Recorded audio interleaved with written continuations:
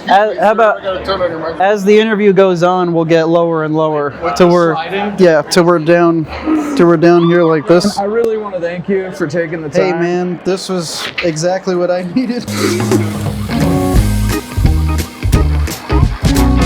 Guys, you already know. We told you we were going to do this. Here is the man.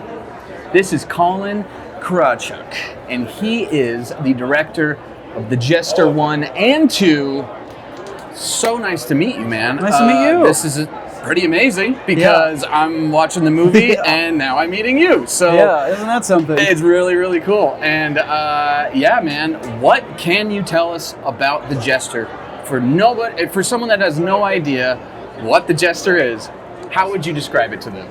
Well, the way that we described him for the shorts was he is the embodiment of Halloween. Ooh. But he's evolved into this kind of malevolent trickster that is, he just likes screwing around. It doesn't matter who the audience is, as long as he has one. And he is somebody who likes screwing around and doesn't know where the line is. I love that. It's kind of like, and it's like, he doesn't care about anything. So it's playing. It's whatever he can do to get a huge reaction out of somebody, positive or negative. Yeah. That's what he loves. Now, so the first one I just watched recently to keep it fresh, and the amount of effects and like, dude, how did you do that? Like, there's one scene where he literally, from laying on the street, just like stands up and that you made a face. Yeah, you gotta say. Oh yeah, it was great. It was perfect. We got it in the first take. Yeah. No, that was. There were a handful of effects in the first one.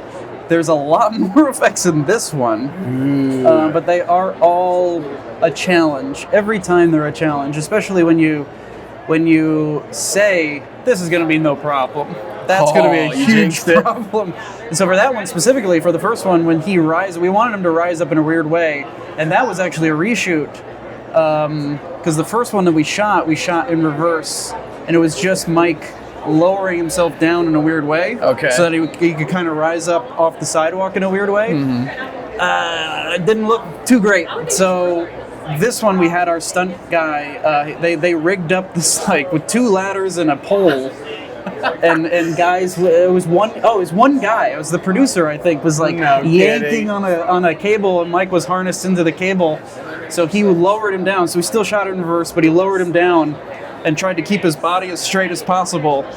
And so we played it in reverse and then just painted the wires out. So it's movie magic. I mean, there it is. It's movie something. There you go, dude. I can't even imagine how crazy then if there's more effects in 2. Like, I'm expecting a bloodbath. What can people expect for the second one? A lot more Jester. I will say that. Okay. Yeah, the Jester. I mean, when we made the shorts, I never wanted to turn him into a slasher.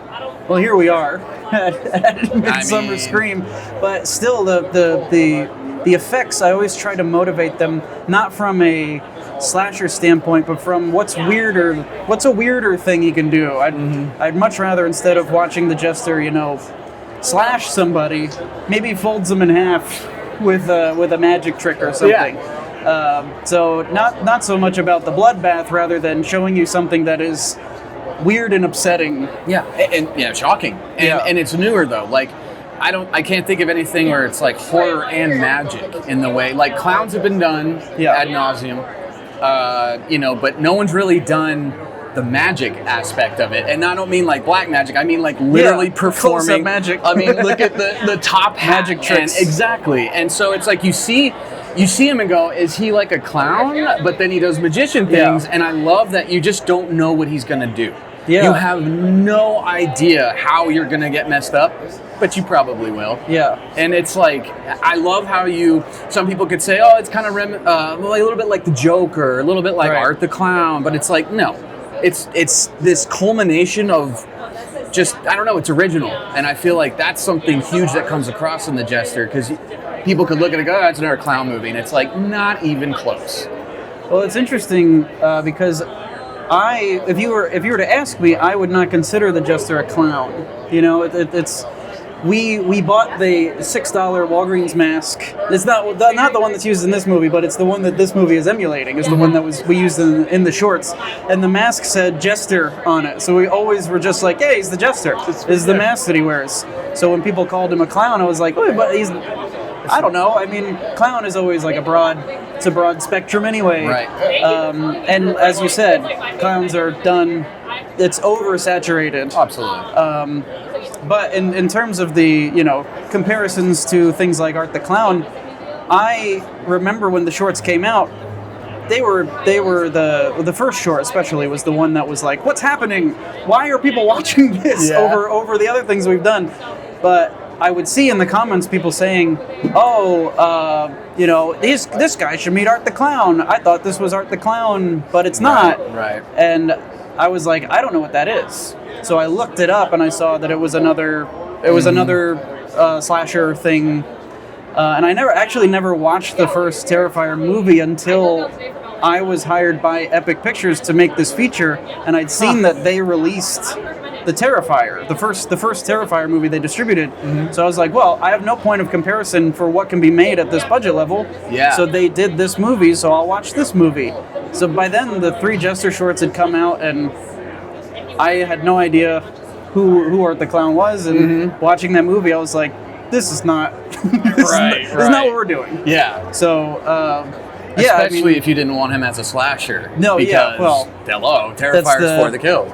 The Terrifier movies, they answered a need for a certain audience. Agreed. And we're just doing our own thing. Mm-hmm. Well, and I mean, I'm not going to say that, art's not original or whatever, but like, this is a different take. This is more than just a clown or, like you said, just like stabbing somebody in death. It's like, it's creative, it's interesting, and like I said, it's unpredictable. Yeah. You kind of know what Michael Myers and Jason are going to do, but... Yeah, there's I would say there's more inspiration pulled from like a Freddy Krueger in The Jester, but he's like a hodgepodge of things like the Joker in terms of his style, Freddy Krueger in terms of his unpredictability and like manipulation of reality and sometimes. Like power. Yeah. And then Looney Tunes. Like there's a kill in this specifically where we're like we were lining up the shot and we were like, he's like an evil Bugs Bunny. Like the way that he's acting. So yeah, there's just pulling from as many different genres as possible as well, not just horror. Yeah. Trying to see if we can squeeze like one drop of new out of it. And I think you guys nailed it. You did something, like you said, it's a little bit of this, a little bit of that, but it's original. It's new, it's fresh. And it's cool to see magic and like death and like kind of macabre and but it's not done in a cheap way where it's just like he can snap his fingers and go back in time. It's like, no, I don't know. It's great, man. Now, when does the Jester 2 come out? Jester 2 comes out September 15th and 16th. Okay. Part of a special Fathom Events theatrical release. It's going to be nationwide. Most likely there's going to be a theater near you that you can go see it. But it's going to be for those 2 days. Okay. So you can get your tickets now. Okay. And you can go see it in the theater on the big screen, from the small screen to the big screen. Isn't that something? Amazing. And you guys can watch the first one on Shudder, which is where I actually streamed it. Is it on any other platforms? I believe it's now on Tubi as well. Tubi, we love Tubi. You can find it most anywhere. Cool. And where can people follow you? What's your next project? Like, how can people get in contact, see what you're working on? You can follow me on social media. It should be my first and last name, Colin Krawchuk. And we have a YouTube channel, Make Do Entertainment. That's where you can find the original 3 Jester short films, the ones that started them all. We have commentary tracks for them now. And then, in terms of the next project, I mean, there's always the potential for another Jester thing. I've been in Jesterland for a very long time now, so something not Jester related would also be very, very exciting Refreshing, to me. yeah. So this project is only just now coming to an end for me. So it's been years and years. Yeah. So, but now I'm starting to think now about what the next project could look like. Is it almost like the band that's played that one big hit song so much? They're like, I get it, but like, I don't want to do that anymore. Like, I'm already I want to move on. It's like I do love the Jester. I'm thankful for the Jester, but also like, what else is there? You know, there's like, you're so not done many yet. more things. Okay, last thing, man. Do you have any like motivational things, a message you want to leave, maybe for new directors or just broad, you know, whatever? Let's leave the people with whatever you want to say.